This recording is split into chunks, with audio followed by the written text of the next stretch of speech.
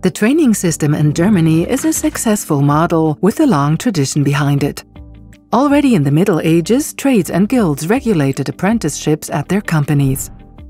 This led to a system in which apprenticeships were overseen by a master craftsman. Schools were integrated into training just before the start of the 20th century.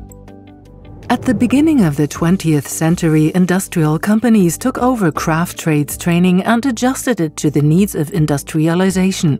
This meant that standards were laid down regarding the contents and duration of training. These standards were gradually developed further until statutory governance of vocational education and training was introduced in 1969. Nowadays, around half of the young people in Germany embark upon training in the dual system after leaving school. They can presently choose from 327 recognized training occupations. The concept dual refers to the two learning venues at which training takes place: the company and the vocational school. In order to ensure that the quality of training occupations remains at a consistently high level, all requirements regarding occupations are set out in training regulations. The requirements also include the professional skills, knowledge, and competencies that need to be imparted during training. These training regulations are stipulated by the relevant federal ministry responsible.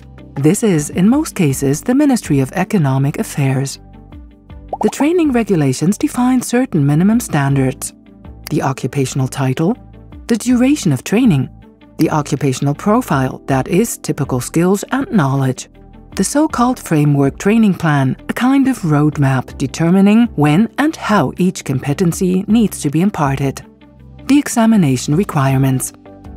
Vocational education and training is open to new developments. The most important thing is for training programs to be modernized on an ongoing basis and for them to be adapted to the current needs of trade and industry. Since 2005, for example, trainees have been able to spend part of their training abroad or acquire additional qualifications. The Vocational Training Act has also regulated the equivalence between academic and vocational training since 2020.